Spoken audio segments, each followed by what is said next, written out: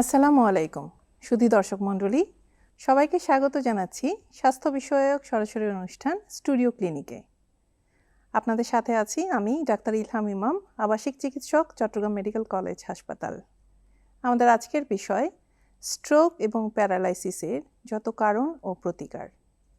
আজকে আলোচনায় আমাদের সাথে অতিথি হয়ে আছেন অধ্যাপক ডাক্তার তৌহিদুর রহমান, অধ্যাপক নিউরোলজি বিভাগ, চট্টগ্রাম মেডিকেল কলেজ হাসপাতাল। স্যার, আপনাকে আমাদের অনুষ্ঠানে স্বাগতম। ধন্যবাদ। আসসালামু আলাইকুম। আপনাদের অনুষ্ঠানে আমন্ত্রণ করার জন্য আপনাদেরকেও ধন্যবাদ। স্যার, আমাদের আজকের বিষয় হলো স্ট্রোক এবং প্যারালাইসিস। স্যার, তাহলে প্রথমে একটু যদি বুঝিয়ে বলতেন স্ট্রোক জিনিসটা কি? স্ট্রোক হচ্ছে এখন আমাদের দেশের মধ্যে এবং পুরো ওয়ার্ল্ড ওয়াইড একটা এখন one of the leading cause of death, এবং পুরো ওয়ার্ল্ডে প্রায় প্রতি বছর অ্যানুয়ালি প্রায় 1,20,00,000 স্ট্রোক রোগী তৈরি হচ্ছে, এবং আমাদের দেশেও প্রায় প্রতি 1,000 জনে 11 থেকে 12 জনের মতন স্ট্রোক রোগী অ্যানুয়ালি ডেভেলপ হচ্ছে। তো স্ট্রোক এবং আগে স্ট্রোক মনে করা হতো যে অনেক মানে ওল্ড এজের রোগ, কিন্তু রিসেন্টলি দেখা গেছে যে প্রায় 4 জন স্ট্রোক রোগীর মধ্যে প্রায় একজনই হচ্ছে 50 বছরের নিচে স্ট্রোক রোগীর মধ্যে। তো সুতরাং এটা ইয়াংদের মধ্যেও এখন অ্যালার্মিং হারে বেড়ে যাচ্ছে। তো স্ট্রোক যেটা হচ্ছে যে দুই ধরনের স্ট্রোক হয়। একটা হচ্ছে আমাদের মস্তিষ্কে যে রক্তনালী আছে ওখানে যদি হঠাৎ করে ব্লক হয়ে যায়, রক্তর বল জমে যদি ব্লক হয়ে যায়, তখন স্ট্রোক হতে পারে। যে জায়গায় ব্রেনে মাত্র 5 মিনিট যদি ব্লাড সাপ্লাই বন্ধ থাকে তাহলে ব্রেনে ওই জায়গাটা নষ্ট হয়ে যায়। তেমনি হয়তোবা যদি হঠাৎ করে প্রেশার বেড়ে বা যে কোনো কারণে রক্তনালী ছিঁড়ে যায় তাহলে রক্তক্ষরণ হয় ব্রেনে।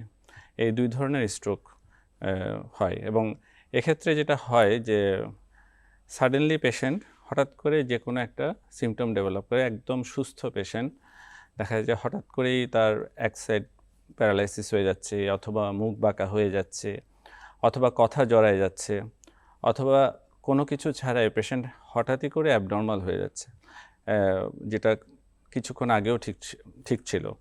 তো হঠাৎ করে ডেভেলপ হওয়া উইদাউট এনি ক্লু, হঠাৎ করে ডেভেলপ হওয়া যে কোনো ধরনের প্যারালাইসিস, অসঙ্গতি যদি ডেভেলপ করে তাহলে আমাদের সবারই প্রথমে চিন্তা আসবে যে এটা স্ট্রোক কিনা, ব্রেন স্ট্রোক করেছে কিনা পেশেন্ট। স্যার, আপনি তো আমাদেরকে কিছু লক্ষণের কথা বললেন। আমরা প্রথমে একটু জানতে চাইব ঝুঁকি। কোন ধরনের রোগীদের আসলে ঝুঁকি বেশি থাকে স্ট্রোক হওয়ার জন্য? সবচেয়ে অনেকগুলো রিস্ক ফ্যাক্টর আছে স্ট্রোক হওয়ার জন্য। তার মধ্যে সবচেয়ে কমন হচ্ছে hypertension, high blood pressure, diabetes, obesity, যেটা এখন আমাদের দেশে অনেক মাত্রায় বৃদ্ধি পেয়েছে।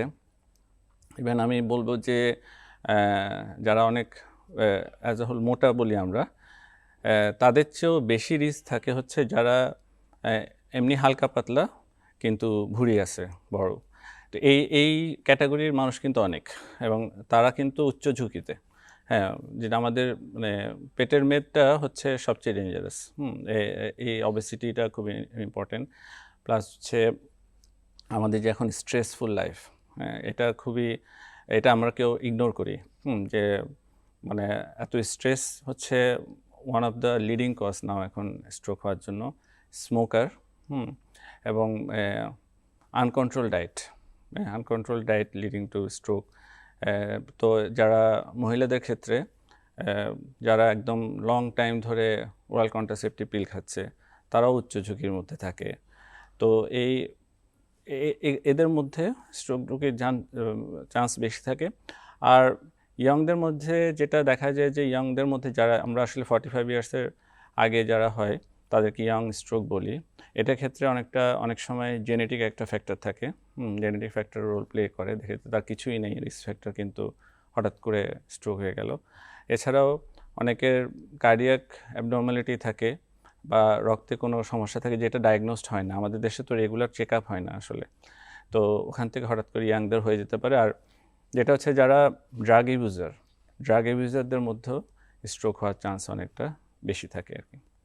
স্যার, তাহলে আগে যে একটা আমাদের ভ্রান্ত ধারণা ছিল যে শুধুমাত্র বয়স্কদের ক্ষেত্রেই হবে, সেটা মোটামুটিভাবে এখন আপনারা খুব একটা বেশি যে বয়সের দিক থেকে খুব একটা বেশি আপনারা গুরুত্ব দিচ্ছেন না, যে কোনো বয়সেই হতে পারে। হ্যাঁ, আমাদের দেশে এখনো পর্যন্ত লার্জেস্ট বাল্ক হচ্ছে অ্যাবভ 60 ইয়ার্স। হ্যাঁ, কিন্তু যেটা বললাম যে 2-3টা স্টাডিতে দেখা গেছে যে প্রতি 4 জনের 1 জন স্ট্রোক রোগী আমরা 50 বছরের নিচে পাই।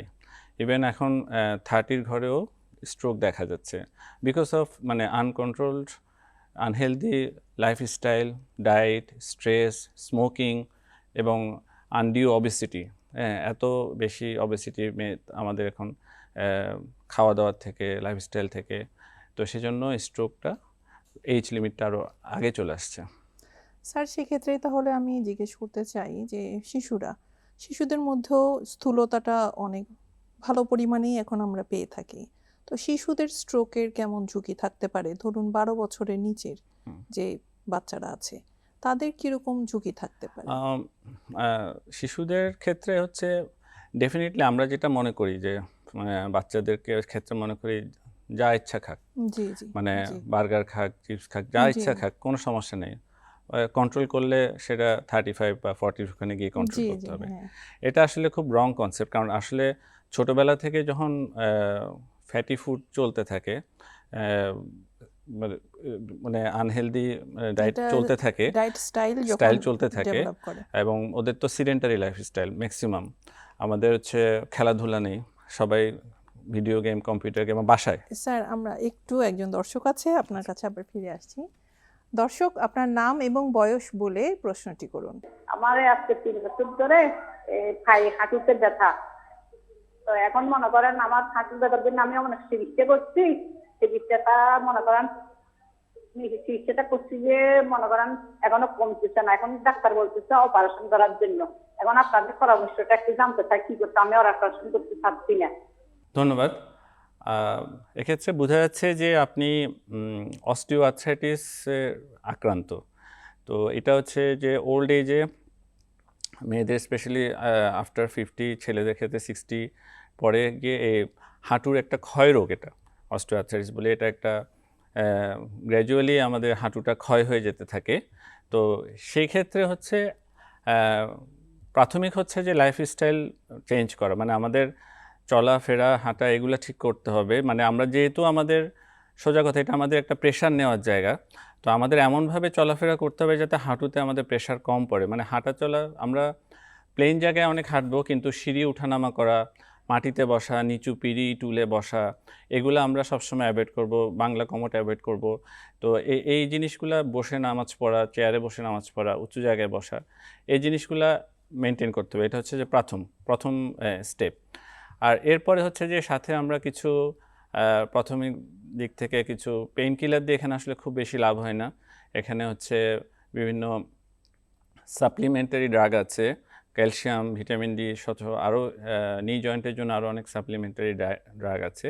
তো এই ড্রাগগুলা লং টাইম ইউজ করতে হয়, এবং সাথে লাইফস্টাইল মডিফিকেশনে অনেকে মোটামুটি ভালো থাকে।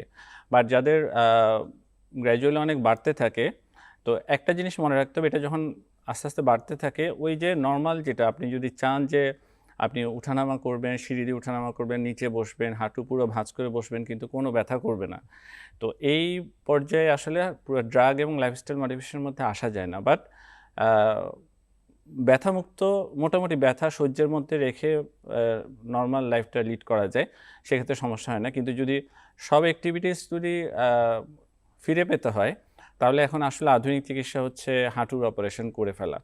তো যদি অনেক অ্যাডভান্স হয়ে যায়, যে ড্রাগেও কোনো কাজ হচ্ছে না এবং আপনি নর্মাল চলাফেরায় আপনার অনেক হ্যাম্পার হচ্ছে, হ্যাঁ, সেই রকম হলে আপনি অপারেশনের কথা চিন্তা করতে পারেন। বাট যদি মোটামুটি সহ্যের মধ্যে ব্যথা থাকে এবং সমান জায়গায় চলাফেরা করলে, নর্মাল উপরে বসলে কোনো সমস্যা না হয়, তাহলে আপনি এই সাপ্লিমেন্টারি ড্রাগস এগুলো ইউজ করা এবং এই নিয়ম নীতি মেনে চলার মাধ্যমে অনেক পেশেন্টই ভালো থাকেন। স্যার, আশা করি দর্শক তার প্রশ্নের উত্তর পেয়েছেন। আমরা ছিলাম শিশুদের স্থূলতা এবং স্ট্রোকের ঝুঁকি। ছোটবেলা থেকেই যখন বাচ্চাটা অবেস হয়ে যায়, তখন থেকে আসলে আমাদের ওই যে রক্তনালীগুলার ওয়ালগুলো অনেক ফ্র্যাজাইল হয়ে যায়, অনেক ভঙ্গুর হয়ে যায়, যেটাতে তার অনেক আর্লি এজে স্ট্রোক বা হার্টের সমস্যা হওয়ার ঝুঁকি থাকে। তো আমি সবাইকে বলবো যে বাচ্চা বলে মানে অবাধে যা কিছু করা দিতে যাওয়া উচিত নয়। একেবারে কন্ট্রোল করার কথাও বলছি না, বাট একটা মিনিমাম লেভেল মেনটেন করা উচিত।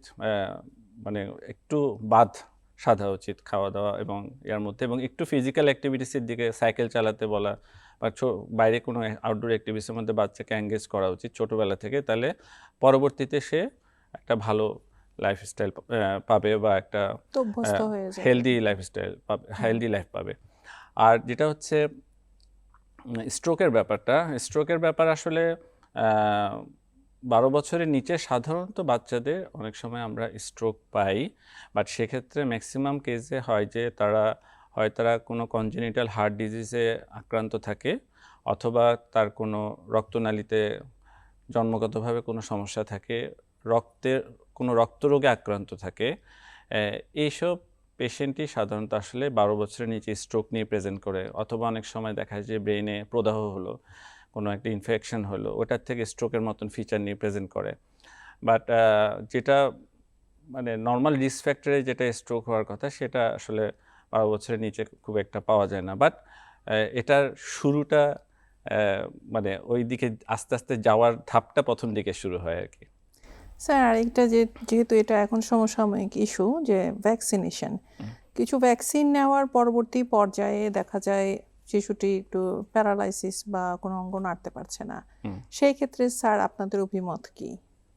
না, এটা ডাইরেক্টলি স্ট্রোকের সাথে কোনো রিলেটেড না। এটা ভ্যাকসিনের কিছু সাইড ইফেক্ট থাকে, কিছু নিউরোপ্যাথি ডেভেলপ করে, কিন্তু সেটা ট্রানজিয়েন্ট, এটা আবার পারসিস্ট করে না ইউজুয়ালি, মানে আনইউজুয়াল কেস ছাড়া। তো সুতরাং এটার সাথে স্ট্রোকের কোনো সম্পর্ক নেই, এবং ভ্যাকসিনের সাথে ডাইরেক্টলি স্ট্রোকের এরকম কোনো সম্পর্ক এখন পর্যন্ত পাওয়া যায়নি। স্যার আপনি আমাদের আলোচনার শুরুতেই বলেছিলেন যে 2 ধরনের স্ট্রোক আছে। এটা তো আসলে পড়াশোনা বা ডাক্তাররা ভালো বুঝবেন, বাট লক্ষণের দিক থেকে কি রোগীদের বোঝার কোনো উপায় আছে? হ্যাঁ, সেটাই বলছি যে আমি সবাইকে বলবো, কারণ এখন আসলে অনেক ধরনের উন্নত চিকিৎসাও চলে আসছে, এবং স্ট্রোকের ক্ষেত্রে যত আর্লি চিকিৎসা শুরু করা যায় তত অনেক ভালো বেনিফিট পাওয়া যায়। তো যখনই আমাদের পরিচিত কেউ, ফ্রেন্ড, আত্মীয় স্বজন বা যে কোনো কারো ক্ষেত্রে যদি একটা পেশেন্ট ভালো, কিছুক্ষণ আগেও সে ভালো ছিল, কিন্তু একেবারেই ভালো ছিল, কিন্তু কোনো রকম প্রভোকেশন ছাড়াই যদি তার হঠাৎ করে মুখ বেঁকে যাচ্ছে, অথবা যে কোনো একটা হাত বা উইক হয়ে যাচ্ছে, অথবা কথা জড়ায় যাচ্ছে, অথবা সে সাডেনলি মানে কনফিউজড, হঠাৎ করে সে কনফিউজড, ঠিকমতো কথাবার্তা বুঝছে না বা আনসার করছে না, অ্যাবনর্মাল আচরণ করছে, হঠাৎ করে যদি এ ধরনের কোনো সিমটম কারোর মধ্যে দেখা যায়, তাহলে ইমিডিয়েটলি চিন্তা করতে হবে যে এটা আগে স্ট্রোক কিনা দেখার জন্য, এবং ইমিডিয়েটলি একটা ভালো হসপিটালে পেশেন্টকে সাথে সাথে রেফার করতে হবে। কারণ তাহলে যদি আর্লি ট্রিটমেন্ট পেলে পেশেন্টটার অনেক ভালো ট্রিটমেন্ট হওয়া সম্ভব। স্যার আরেকটা প্রশ্ন আমি রোগীদের প্রায় করতে শুনি, যে স্ট্রোক হলেই কি প্যারালাইসিস হবে? আচ্ছা, স্ট্রোক করলেই প্যারালাইসিস হবে কথা ঠিক না। আমরা যেমন কথা বলছি, অথবা আমরা মনে রাখছি, আমাদের মেমোরি, আমাদের স্মৃতিশক্তি, ইভেন এখন স্ট্রোক করেছে একটা পেশেন্ট, শুধু হঠাৎ করে বলছে যে গতকাল থেকে সে ভালো করে কিছু মনে করতে পারছে না, সে ভুলে যাচ্ছে না, হঠাৎ করে অনলি মেমোরি লস, শুধু মেমোরি লস নিয়ে প্রেজেন্ট করেছে। আমাদের যে ব্রেনে একটা অংশ থাকে যেটা দিয়ে আমাদের মেমোরি কন্ট্রোল করি আমরা, শুধু সে সেটা লস করেছে, একদম অ্যাবসোলিউটলি নর্মাল, কিন্তু সে হঠাৎ করে নাম বলতে পারছে না, মানুষ ঠিকমতো চিনতে পারছে না, কথা বলতে পারছে, একদমই শুধু এটা নিয়ে প্রেজেন্ট করতে পারে। শুধু হঠাৎ করে পেশেন্টের মাথা ঘুরাচ্ছে, অন্য আর কিছু নেই, সে কিন্তু কথা বলতে পারতেছে যে আমার মাথা ঘুরাচ্ছে বলতে পারছে, হঠাৎ করে তীব্র মাথা ঘুরাচ্ছে। তো এই ধরনের, কারণ আপনার সেই স্ট্রোকটা ব্রেনের কোন জায়গায় হয়েছে, আমাদের সাধারণত সবার ধারণা যে এক সাইড প্যারালাইসিস হয়ে গেছে, এটা নিয়ে প্রেজেন্ট করলে স্ট্রোক হবে, অন্য আর কিছু হলে হবে না।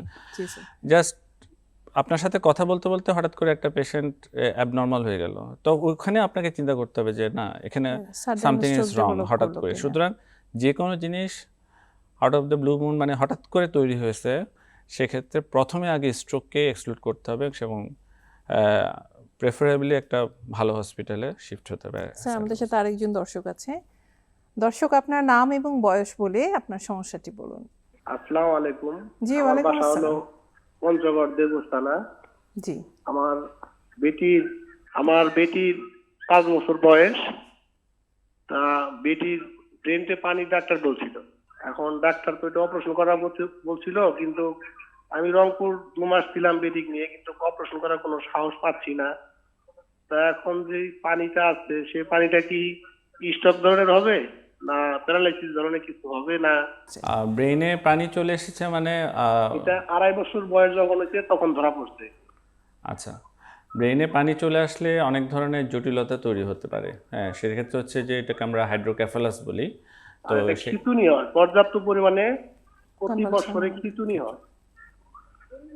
আচ্ছা, আপনার বাচ্চার ব্রেইনে পানি জমে যাচ্ছে মানে হচ্ছে এটাকে আমরা হাইড্রোকেফালাস বলি। আসলে এক্ষেত্রে হচ্ছে কি ব্রেইনে আমাদের মধ্যে কিছু পানি সার্কুলেশন হয় ব্রেইনের ভিতর দিয়ে। আপনাদের বোঝার সুবিধার্থে হচ্ছে ব্রেইনের ভিতর দিয়ে অনেকগুলো নালার মতন আছে যেটার মধ্যে দিয়ে পানি ব্রেনের থেকে এবং ব্রেনের বাইরে এবং ভিতরে পানি আমাদের বিভিন্ন জিনিসপত্র আদান প্রদান করে। এখানে কোথাও একটা ব্লক আছে।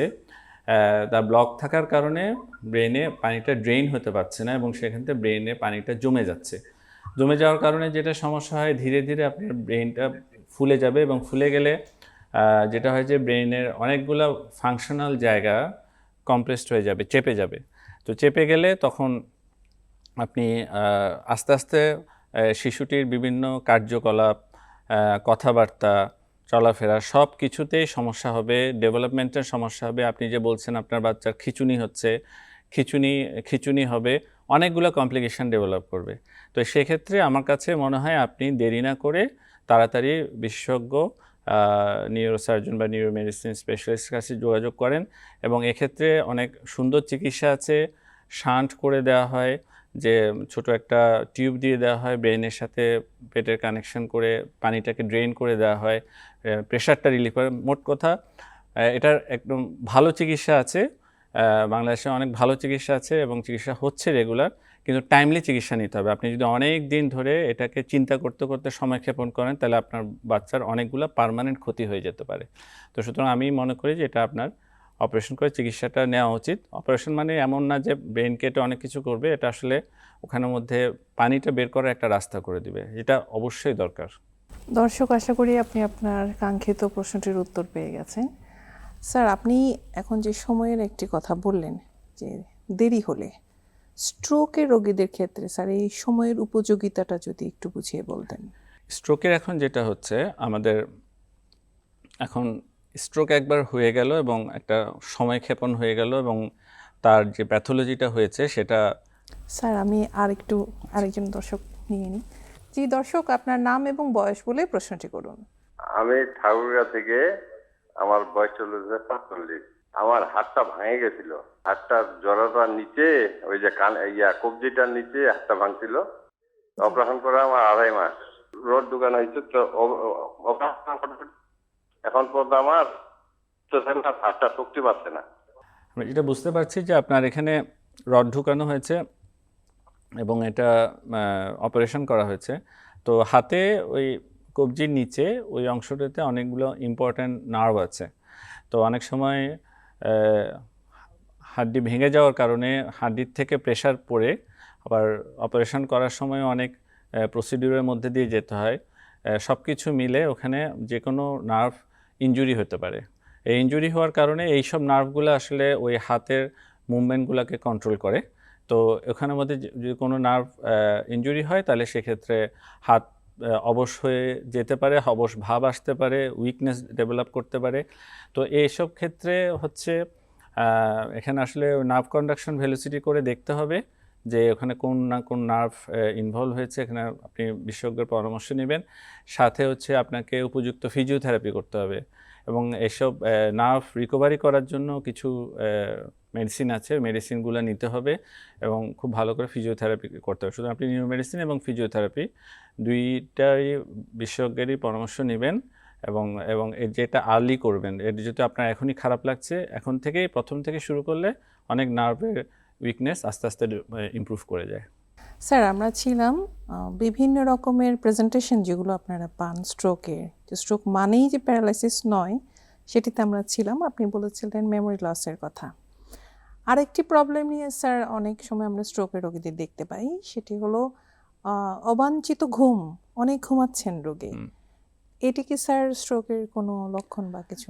অবাঞ্ছিত ঘুম, অনেকক্ষণ ধরে রোগী ঘুমাচ্ছে, সেক্ষেত্রে আমরা আসলে প্রথমে স্ট্রোক চিন্তা করি না। ইউজুয়ালি স্ট্রোক চিন্তা করি না প্রথমে আগে আসলে অনেকগুলো কমন ফ্যাক্টর আছে বয়স্কদের ক্ষেত্রে, যে কোনো সে স্লিপ মেডিসিন নিয়েছে, হ্যাঁ, সেটার এফেক্ট অনেক বয়স্কদের ক্ষেত্রে দেখা যায় 2 দিন ধরে ঘুমাচ্ছে, রুগীরা মনে করে যে অজ্ঞান হয়ে গেছে, এরকম থাকে। জি। অনেক সময় আমাদের শরীরে লবণ কমে যায়, অনেক সময় ইনফেকশন হয়, এবং বয়স্কদের ক্ষেত্রে দেখা যায় যে কোনো জ্বর হচ্ছে না, কোনো জ্বর ছাড়াই শরীরে ইনফেকশন ছড়ায় গেছে এবং পেশেন্ট ঘুমের মতন পড়ে আছে। এগুলো বেশি হয়। হতে পারে ঘুমের মতন মানে অন্য আরেকটা প্রবলেম সহ রুগীর ঘুম ভাঙছে না, স্যার আমি ওইটার আবার সাথে। একটু ইন্টারাপ্ট করছি, আমাদের দর্শক সংযুক্ত হয়েছেন আমাদের সাথে। দর্শক, আপনার নাম এবং বয়স বলে প্রশ্নটি করুন। আমি ঝিনাইদহ জেলা থেকে বলছিলাম। গত 3 মাস আগে আমার আব্বা স্ট্রোক করেছে। এখন ওই প্রতিদিন ওই ডাক্তারের ফিজিওথেরাপি দিচ্ছিলাম। দেওয়ার পরে মানে বাঁ হাত আর বাঁ পা মানে কোনো বল ছিল না। জি, এখন সমস্যাটি বলুন। এখন বাঁ হাতে বল এসেছে কিন্তু পায়ে বল নেই, মানে হাঁটতে গেলে মানে ওই লাঠি দিয়ে ভর দিয়ে হাঁটে। এখন কি মানে এটার কোনো চিকিৎসা মানে পুরোপুরি কি সুস্থ স্বাভাবিক হবে? আপনার বাবা স্ট্রোক করেছেন, 3 মাস হয়েছে। এক্ষেত্রে আমি বলে রাখি যে একটা স্ট্রোকের পেশেন্ট পরবর্তী 6 থেকে 7 মাস পর্যন্ত তার উন্নতি হওয়ার সুযোগ আছে। 6 থেকে 7 মাস পর্যন্ত একটা পেশেন্ট ধীরে ধীরে হলে কিছু না কিছু তার উন্নতি অবশ্যই হবে, এবং তার জন্য তার যেসব রিস্ক ফ্যাক্টর আছে, যে pressure control, diabetes control, cholesterol control এবং স্ট্রোকের ওষুধ এগুলো তো মেনটেন করার ব্যাপার আছেই। সাথে হচ্ছে যাতে তার কোনো জটিলতা তৈরি না হয়। সাথে হচ্ছে যে খুব ভালো করে, যেটা আপনি করছেন অলরেডি, ফিজিওথেরাপি করছেন যেটা আমি বললো, তারপর আমি বলবো যে আপনাকে আরও বেশি চেষ্টা করতে হবে। আমরা যেটা বলতে চাই যে অনেক রুগী আছে যে হ্যাঁ একবার ফিজিওথেরাপি করাচ্ছে অথবা একদিন পর পর ফিজিওথেরাপি করাচ্ছে, কিন্তু এটাতে সাফিসিয়েন্ট না। হ্যাঁ, তো সুতরাং আপনাকে এই 6 থেকে 7 মাস পর্যন্ত মিনিমাম যেটা করতে হবে, যেটা এই সময় আপনার কিছু না কিছু ইমপ্রুভ হওয়ার সুযোগ আছে, আপনি যেটা করবেন যে ফিজিওথেরাপির মধ্যে 2টো পার্ট, একটা হচ্ছে মেশিনের মাধ্যমে থেরাপি দেয়, আর একটা হচ্ছে যে ফ্রি হ্যান্ড ব্যায়াম করায়। আপনারা যারা কেয়ার গিভার আছেন রোগীর সাথে, আপনারা এই ফ্রি হ্যান্ড ব্যায়ামগুলো নিজেরা ভালো করে শিখে নেবেন, এবং আপনারা নিজেরা ফ্রি হ্যান্ড ব্যায়ামগুলো রুগীকে 4 বেলা বা 5 বেলা করে 40 বার বা 50 বার একটা নিয়ম করে ওনাকে রেগুলার করাবেন।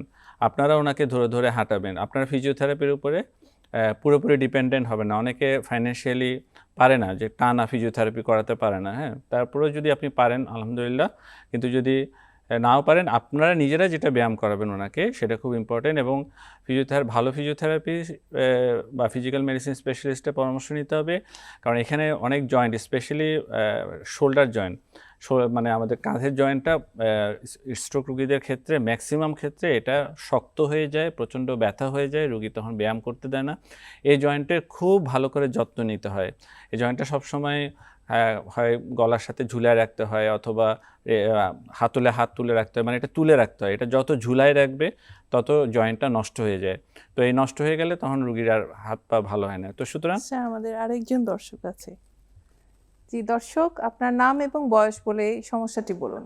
আমি রাজশাহী মোহনপুর থেকে বলছি। আমার স্বামীর মাজা থেকে পায়ের সমস্যা। তো উনি ওই দাঁড়া থেকে কোনো কাজ কাম করতে পারে না বা কোনো কিছু করতে পারে না, বসে থাকলে সমস্যা হয়, দাঁড়া থেকে কাজ করলে সমস্যা হয়, পা ব্যথা করে, মাজা ব্যথা করে। তো উনার কি করলে ভালো হবে সে পরামর্শ চাচ্ছি। দর্শক, আপনার বয়সটি বলুন এবং কতদিন ধরে এই সমস্যা? উনার বয়স এখন 60 চলছে। ধন্যবাদ। আমি এই ধরনের কোশ্চেনে একটু আগে আনসার করেছি। ওনার সমস্যাটা মেরুদণ্ড থেকেই হচ্ছে। মেরুদণ্ডে এখানে শাহীরগে জেলি সরে গিয়ে এখানে সমস্যাটা হচ্ছে। উনি যেহেতু অনেক 60 বছর বয়স হয়ে গেছে, আশা করি উনি কোনো ভারী কাজ করেন না। তো সেক্ষেত্রে ওনার যেটা আমি আগেও বলেছি, আগের রুগীটার ক্ষেত্রেও বলেছি, যে আপনাকে ওনার চলাফেরা উঠা বসা ঠিক করতে হবে, এমনভাবে চলতে হবে যাতে আপনার মেরুদণ্ডে কোনো প্রেশার না পড়ে। সেজন্য সবসময় হেলান দিয়ে বসাবেন। খাওয়া দাওয়া করার জন্য বা উনি কোরআন পড়ছে বা কোনো কাজ করছে, টেবিল চেয়ারে যদি বসে সবসময় চেয়ারটা টেবিলের ভিতরে ঢুকায় বসাবেন যাতে টেবিলটা একদম পেটের সাথে লেগে বসে, এবং উনি হেলান দিয়ে বসে বসে খেতে পারে। হাত টেবিলের উপরে, হাতের ওজনটা টেবিলে রাখবে বা হাতলে রাখবে, হাতলা চেয়ারে বসবে, নিচু জায়গায় বসবে না, বাঁকা হয়ে বসবে না, কুঁজো হয়ে বসবে না। বাইরে গেলে জার্নি করলে কোমরে একটা বেল্ট ইউজ করতে পারে, লাম্বার কর্সেট বলি আমরা, যেটা আপনি বিশেষজ্ঞর সাথে পরামর্শ করে ব্যবস্থা নিতে পারেন। এবং এক্ষেত্রে এমআরআই করে দেখতে হবে যে ওনার ওখানে আরও অন্য কোনো সমস্যা আছে কি না। তো এগুলো দেখে প্রয়োজনে একটু ফিজিওথেরাপি দিতে হবে। তো এই লাইফস্টাইলটা চেঞ্জ করা, জীবনযাপন পদ্ধতিটা চেঞ্জ করা, ফিজিওথেরাপি, বিশেষজ্ঞের পরামর্শ অনুযায়ী প্রয়োজন অনুযায়ী কিছু ড্রাগ খাওয়া, এগুলোর মাধ্যমে ওনাকে আস্তে আস্তে ব্যথাটা কমাতে হবে। আরেকজন দর্শক ফোনে আছেন। জি, দর্শক আপনার নাম এবং বয়স বলে প্রশ্নটি বলুন। জি, আসসালামু আলাইকুম। আমার নাম অসীম, আমার বয়স 35। জি বলুন। স্যার, আমার ব্রেন টিউমার হয়েছিল, তো ঢাকা মেডিকেল অপারেশন হয়েছে। এখন মোটামুটি সম্পূর্ণ সুস্থ আছি, সবকিছু ভালো আছে, শুধু সমস্যা আমার চোখে সমস্যা হচ্ছে। তো ডাক্তারটা দেখিয়েছি, উনি বললো যে আমার নার্ভের সমস্যা, চোখ ভালো আছে তো নার্ভের সমস্যা। স্যার, আমি একটু প্লিজ জানতে চাচ্ছিলাম যে আমার নার্ভের যে সমস্যা, এটার কোনো চিকিৎসা বাংলাদেশে আছে কি না, বা কোথায় গেলে কি করলে আমি নার্ভের সমস্যাটা মুক্ত পাবো। আমি দেখি, চোখে দেখি, কিন্তু রোদে গেলে কম দেখি, রাত্রে ভালো দেখি, দিনে কম দেখি। তো ডাক্তার বললো নার্ভের সমস্যা, এখন এর জন্য কি করতে পারি স্যার? জি ধন্যবাদ দর্শক আপনাকে। যেটা দেখতে হবে আসলে আপনার ব্রেন টিউমার অপারেশন হয়েছে, ব্রেন টিউমারটা কোথায় ছিল। হ্যাঁ, ব্রেন টিউমারটা যদি চোখের, আমরা যে দেখছি, দেখার সিগন্যাল এবং আমরা দেখার বিভিন্ন অ্যাক্টিভিটিসগুলো কন্ট্রোল করে ব্রেইন থেকে বিভিন্ন নার্ভের মাধ্যমে। যদি আপনার এখানে টিউমার হয়তো অনেক সময় অপারেশন করে অপসারণ করা হয়, কিন্তু টিউমার অপারেশন করার সময় অথবা টিউমারের এফেক্টের জন্য কিছু নার্ভ ক্ষতিগ্রস্ত হয়। তো নার্ভ যদি ওখানে যদি কোনো পার্মানেন্ট ক্ষতিগ্রস্ত হয়ে থাকে, তাহলে সেক্ষেত্রে এটা অনেক দিন হয়ে গেছে আমি ধরে নিচ্ছি আপনি অপারেশন করে ফেলেছেন, তাহলে সেক্ষেত্রে অনেক ক্রনিক হয়ে গেলে তখন এটা আসলে খুব ভালো চিকিৎসা নাই।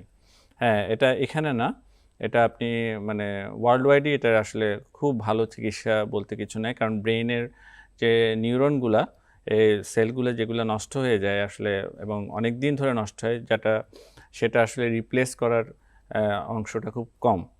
তো এটা আসলে দেখতে হবে যে আপনার আসলে টিউমারটা কোথায় ছিল এবং ওটার ফলে কি নার্ভটা নষ্ট হয়েছে, আপনার এমআরআই এবং অন্যান্য জিনিস দেখার মাধ্যমে তারপরে এটা ডিসাইড করতে হবে যে কোন দিকে নার্ভগুলো নষ্ট হয়েছে। যদি ব্রেনে পার্মানেন্ট কোনো ড্যামেজ থাকে, তাহলে সেক্ষেত্রে আসলে অপারেশন করে কিছু করার সুযোগ নাই। আমরা ছিলাম স্ট্রোকের রোগীর যত্ন আত্তি নিয়ে, আর তার সাথে একই সাথে জানতে চাইবো যে কি ধরনের ওষুধ এবং কত দিনের জন্য বা কত মাসের জন্য আপনারা সচরাচর প্রেসক্রাইব করে থাকেন। আমি সবার আগে বলতে চাই যে আসলে স্ট্রোক রোগী, যে আমি বারবার বলছি যে এরকম কোনো সিমটম দেখলে খুব তাড়াতাড়ি হসপিটালের দিকে রাশ করা উচিত। সেটার ক্ষেত্রে হচ্ছে যে স্ট্রোকের কিছু তো গদবাঁধা ট্রিটমেন্ট আছেই, কিন্তু স্ট্রোকের কিছু অ্যাডভান্স ট্রিটমেন্ট এখন আমরা দিচ্ছি। আমরা আমি যখন চিটাং থেকে কথা বলছি, যেহেতু চিটাং মেডিকেলের পার্সপেক্টিভ বলবো, আমরা আমাদের নিউরোলজি ওয়ার্ডে অনেকগুলো কেস করেছি এবং প্রাইভেটলিও আমরা শুরু করেছি।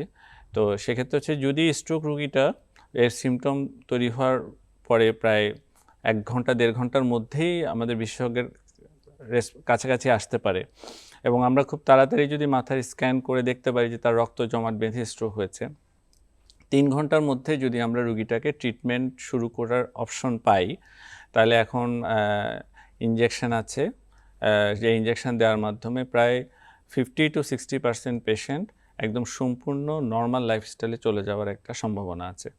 তো সুতরাং একবার স্ট্রোক হয়ে গেলে, অনেক দিন মানে পুরনো হয়ে গেলে, এই প্যারালাইসিস তো একদম 100% ইমপ্রুভ করে না এবং অনেক দিন ধরে পেশেন্ট সাফার করে।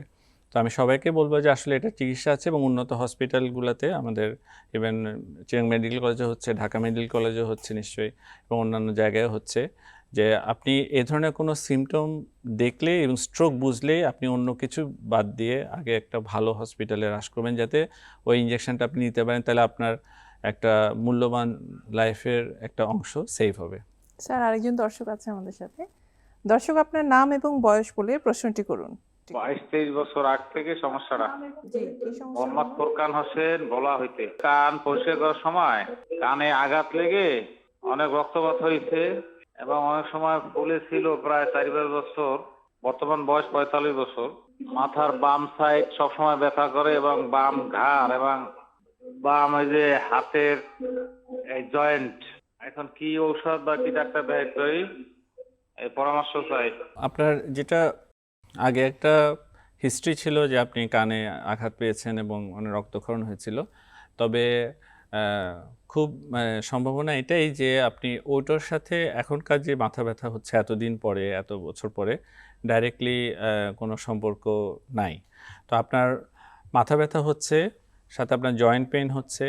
তো মাথা ব্যথাটা সাধারণ মাথা ব্যথা হতে পারে, অথবা কোনো খারাপ কোনো মাথা ব্যথা হতে পারে। এটার সাধারণ মাথা ব্যথার অনেক ধরনের, যেমন অনেকের মাইগ্রেন থাকে, অনেকে নর্মাল মাথা ব্যথা থাকে, টেনশন টাইপ হেডেক বলি আমরা, এগুলো থাকে। এগুলো কিছু ক্রাইটেরিয়া আছে। তো সুতরাং আপনি মাথা ব্যথার জন্য অবশ্যই একজন নিউরোমেডিসিন স্পেশালিস্টের পরামর্শ নেবেন এবং এটা স্ক্যান করে দেখতে হবে। এবং যদি কিছু না থাকে তাহলে যেগুলো সাধারণ মাথা ব্যথা, যেটা অনেকের রেগুলার মাথা ব্যথা হয় কিন্তু ব্রেনে কোনো সমস্যা ছাড়াই, তাহলে সেগুলোর সঠিক চিকিৎসা নিয়ে আপনি ইজিলি ভালো হতে পারেন। আর যেটা জয়েন্টের পেন বলছেন, জয়েন্টের পেনটা আমি ঠিক ক্লিয়ার না যে কতটুকু উনি কোথায় পেন হচ্ছে হাতের জয়েন্টে।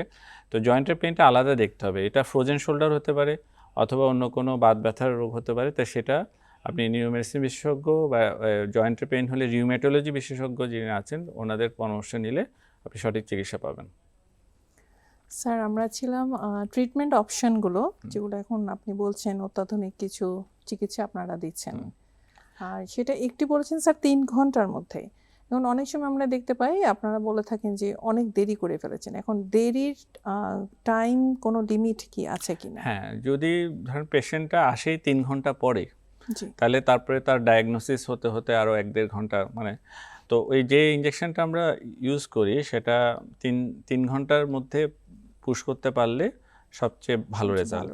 অনেক সময় 4.5 ঘন্টা পর্যন্ত টাইম দেয়, এর মধ্যে পুশ করতে পারলে তখন দেখা যায় পার্শিয়াল কিছু ভালো হয়েছে, আবার না ভালো হওয়ার চান্সটা তখন অনেক বেড়ে যায়। তো ট্রিটমেন্টটা দেওয়ার উইন্ডোটা খুব ছোট, যে এই টাইমের মধ্যে আসতে হবে। তো এটা হচ্ছে এটা লিমিটেশনস এই ট্রিটমেন্টটার। তো কারণ এরপরে গিয়ে আর মানে ওখানে একটা পার্মানেন্ট ড্যামেজ হয়ে যায়, ওটার ওই ব্লাড ক্লটটার রিমুভ করা যায় না ইঞ্জেকশনের মাধ্যমে। তো সেটাই। তো যদি 3 ঘন্টা পরে আসে, 4 ঘন্টা 5 ঘন্টা পরে আসে, তাহলে সেই ট্রিটমেন্টটা দেওয়া যায় না।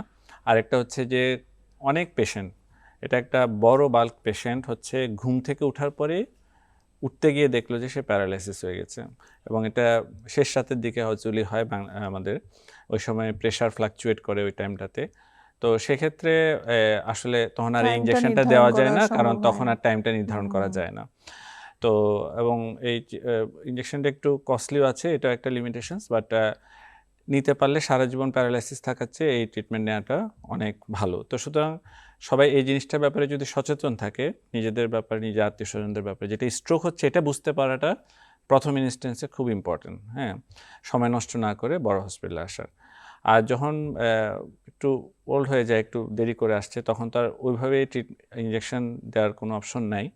তাহলে তখন সেক্ষেত্রে আমাদের হচ্ছে আমরা কোন ধরনের স্ট্রোক হয়েছে, যে রক্ত জমাট বেঁধে হয়েছে না রক্তক্ষরণ হয়ে হয়েছে, দুটোর জন্য 2 ধরনের চিকিৎসা আছে, ওই চিকিৎসাটা শুরু করতে হয়। এবং আমি যেটা একটু আগে বলছিলাম, stroke treatment is a journey. তো সুতরাং এখানে এবং মাল্টিপল মেথড দিয়ে ট্রিটমেন্টটা করতে হবে, শুধু কয়েকটা ওষুধ খাওয়া এটা ট্রিটমেন্ট হবে না। এবং এখানে কেয়ার গিভারের রোলটা খুব ইম্পর্ট্যান্ট, কারণ আসলে সারা পৃথিবীতেই স্ট্রোকের প্যারালাইসিসটা ওষুধ দিয়ে আস্তে আস্তে ভালো করে ফেলার কোনো ওষুধ নাই আসলে। ইউজুয়ালি আমরা যেটা করি যে তার আর যাতে স্ট্রোক না হয় সেটা প্রিভেন্ট করি আমরা, এবং পেশেন্টের যত রিস্ক ফ্যাক্টর আছে সেই রিস্ক ফ্যাক্টরগুলো আমরা কন্ট্রোল রাখি, যাতে পেশেন্টের যতটুকু একটু ইমপ্রুভ হওয়ার কথা সেটা ইমপ্রুভ হতে পারে, কোনো জটিলতা তৈরি না হয়। কারণ একবার যার স্ট্রোক হয় তার দ্বিতীয়বার স্ট্রোক হওয়ার চান্স প্রায় 10 গুণ বেড়ে যায়। তো সুতরাং সে এই রিস্কের মধ্যে পড়ে গেছে, তো সুতরাং তাকে ওর থেকে সেভ করতে হবে। আর আমি যেটা বলবো যে খুব ভালো ব্যায়াম এবং ফিজিওথেরাপি। আমি রোগীদের ক্ষেত্রে যেটা বলি যেটা হচ্ছে আপনার একজন খুব ভালো ফিজিক্যাল মেডিসিন অথবা বিশেষজ্ঞ অথবা ভালো ফিজিওথেরাপি আন্ডারে স্ট্যান্ডার্ড ভুঁইফোর কিছু ফিজিওথেরাপি আছে আমাদের গ্রামে গঞ্জে সব জায়গায়, এগুলোতে রুগীরা পয়সাও নষ্ট করে এবং কাজ হয় না। তো ভালো সেন্টার থেকে, কারণ এই 6টা মাসে আসলে ইনভেস্ট করতে হবে, পয়সা খরচ করা বা নিজের পরিশ্রম করে 6টা মাস, 6-7 মাস পরে গিয়ে আসলে আর খুব একটা লাভ হয় না। তো সুতরাং ভালো সেন্টারের সাথে যোগাযোগ রেখে ফিজিওথেরাপি করতে হবে এবং যেটা নিজের হাতে আছে যে ফ্রি হ্যান্ড ব্যায়ামগুলো, এই ফ্রি হ্যান্ড ব্যায়ামগুলো সকাল বিকাল দুপুর রাতে যত বেশি বেশি ব্যায়াম করানো যাবে, যত বেশি বেশি অ্যাক্টিভিটিস করানো যাবে এই 6 মাসের মধ্যে, ততটুকু তার ইমপ্রুভ হওয়ার চান্স আছে। যেটা হচ্ছে যে একটা পেশেন্ট হয়তো সে 50% ভালো হবে, অথবা সে 70% ভালো হবে বা 75% ভালো হবে। সে ভালো হবে সে যদি এই ফুল 6-7 মাস ধরে ফিজিওথেরাপি এবং পরিপূর্ণ ব্যায়ামটা পায়। আর কিন্তু যদি না পায়, তার হয়তো ভালো হওয়ার সুযোগ ছিল, কিন্তু সে হয়তো 70% ভালো হওয়ার সুযোগ ছিল, সে হয়তো 30% ভালো হবে। স্যার, আমরা অনুষ্ঠানের শেষ পর্যায়ে চলে এসেছি। আপনাকে অসংখ্য ধন্যবাদ আজকে আমাদের অনুষ্ঠানে আসার জন্য। আপনাকেও ধন্যবাদ। দর্শক মণ্ডলী, আমরা এতক্ষণ আলোচনা করলাম স্ট্রোক এবং প্যারালাইসিস নিয়ে। টিভি সেটের সামনে বসে যারা আমাদের অনুষ্ঠান উপভোগ করেছেন তাদেরকে ধন্যবাদ, এবং যারা সরাসরি ফোন কলে আমাদের সাথে যোগাযোগ করেছেন তাদেরকে অশেষ ধন্যবাদ। স্ট্রোক, প্যারালাইসিস বা যে অসুখই হোক, মানসম্মত এবং হেলদি লাইফস্টাইল ছাড়া আসলে আমাদের জীবনযাপন অসম্ভব। আসুন আমরা সবাই হেলদি লাইফস্টাইল অবলম্বন করি। ভালো থাকুন, সুস্থ থাকুন। আগামীতে আবার দেখা হবে। আল্লাহ হাফেজ।